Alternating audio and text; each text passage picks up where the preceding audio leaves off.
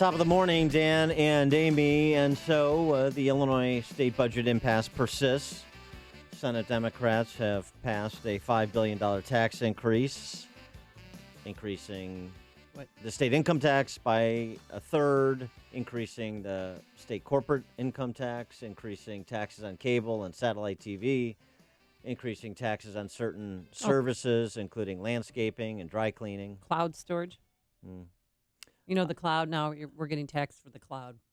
As we are in Chicago. That heads over to the House, but it's DOA, even if it were to pass the House, which I doubt it will, because why would Madigan put tax increase votes on his members that he needs to get reelected to maintain his power when he knows the governor's going to veto it? They will not be able to override the veto because it doesn't comport with what the governor wants, which is willing to do, which is property tax relief, spending reform in exchange for some revenue that the governor has indicated he would be open to. That's the broad outlines of a deal that he would accept. And with less than a week to go, they're, I don't think, really any closer to a budget deal than they have been for the past 6 months.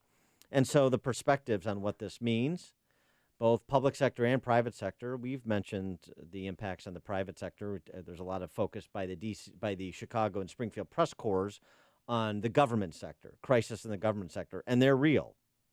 And they're worthy of consideration for the things that government provides, from K through 12 to higher ed to social services. We spend a lot of time trying to provide some balance by also including the crisis going on with people who don't work in government and have seen opportunities for jobs and work dry up in this city and state, with the highest black unemployment in Chicago in the country, any city in the country. And, of course, Illinois being the worst rated in terms of credit rating state in the nation, and the largest unfunded pension liabilities, and the largest overall state and local tax burden, and what that means for job creators, and what that means for middle-income families all paying the highest property taxes in the nation, seeing their home equity stolen. Not to mention, yesterday, Census Bureau came out. We lost population for a third consecutive year. Chicago. Right. Mostly African-American families that are moving to Atlanta, to Dallas. They're moving anywhere just to get out of the city. Well, and of course, Illinois had been hemorrhaging population for some time, leading the nation in exodus and outmigration.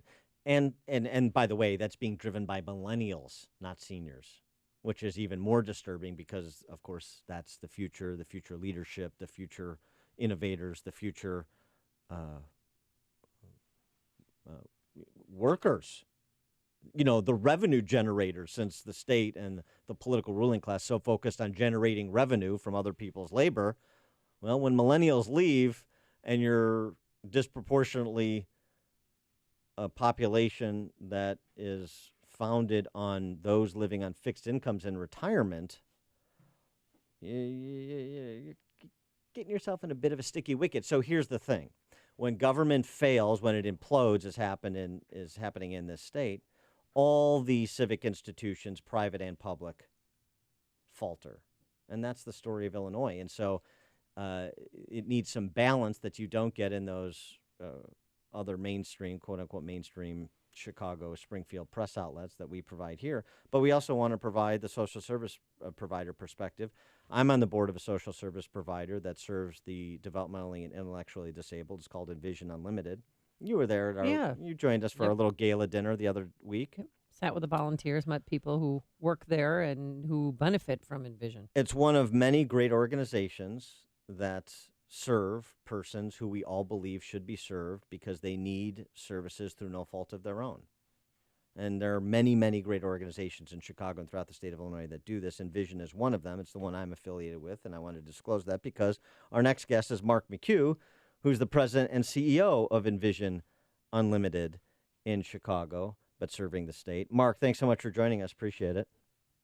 Thank you, Dan. Thanks, Amy. So, just give us the kind of drill down on where social service providers find themselves. I know your vision is much broader than just Envision in terms of your relationships with leaders of other social service organizations. So, kind of paint a picture for our listeners with respect to service providers who provide quality services for people who need those services through no fault of their own, where there's unanimity that, for example, people with disabilities should be getting services, and what's happening to them in Illinois? Sure. Social service providers across the state have been in a great deal of fiscal pain for some time. Not having a budget means not having, the resources, the predictable resources to be able to operate the nonprofit business. And like any other business, you have to have money coming in order to spend it on services going out. So in the disabilities world, it's particularly problematic. The crisis is starting to crumble the system. And think about it, over the last 9 years, there's been zero increase in funding for developmental disabilities, right? Flat rates, and in the face of, over that time, 16% inflation. So you can't continue to operate, and there aren't enough costs to cut to be able to make up for that loss of earning power, loss of dollar power. So late payments, just kind of generally across the state, late payments, stagnant funding, in some cases decreases in funding or elimination of funding means services going away. And in the developmental disabilities field, it's at a crisis point, and people are losing services. Agencies are in such a great deal of pain that they have stopped doing some services and are making crisis plans for eliminating programs. And that's really where we are. And you mentioned, I just want to stick on this one aspect of a lot of what you mentioned there. 16 years without a rate increase for employees? Not 9 years. 9 years without a rate increase, and over that time, inflation's been 16%. Oh, right. Excuse me, 9 years. Okay, so 9 years with the wages frozen. And so there's legislation in Springfield that would address this, and I wanted you to have an opportunity to weigh in on that, because it may sound to people who hear all the stories about the unpaid bills and the debt and the deficits and all of the financial struggles of the state, and talking about increasing funding in this one aspect, Senate Bill 955, which would increase the rates for direct care professionals who work for social service providers like Envision. And essentially, by implication, what you're essentially suggesting is the rate increase, one, is long overdue, and number two is necessary for social service providers to attract people that will be with them long term to serve their clients. That's right, Dan. And in fact, it's necessary for our programs to survive in the way that we're doing it now. So consider that across Illinois, the wages for direct support professionals, those are the people who do work directly with people with disabilities, that their starting wage is $9.35 an hour. And you compare that to, what you can make at Walmart or an Amazon warehouse or pretty much anywhere else, 13 and up. And you can, you would be able to understand the staffing problems that happen in agencies. So there are organizations, ours, for example, with 29% turnover per year, 35 positions open at any one particular time. There are agencies with 40 to 50% open positions at any one time, and annual turnover of almost half. So that's clearly not sustainable. It not only creates a poorer quality of life for the people that we care for, but creates dangerous situations because you don't have enough people on hand to do the work. Gosh, and I've been seeing these signs pop up all around our neighborhood that says home health care providers needed. You start now, start today, and they're all over the place on the northwest side. Well, that's right. It's the same, right? That's because people are leaving the field of caring for other people because they can't make their own ends meet at home. They can't support their families on poverty level wages. And so that over time, there's so much caring that people do, and believe me, our direct support professionals care deeply for the people that they're working with. These aren't just 9-to-5 jobs. Yeah, I can attest to that. So here's the thing: the mandates that we talk about that emanate from Springfield, we usually talk about in the context of how they impact private sector for-profit businesses. But of course, mandatory minimum wage levels, workers' comp costs, they affect social service providers too. I mean, you're not insulated from economic forces and state and local mandates.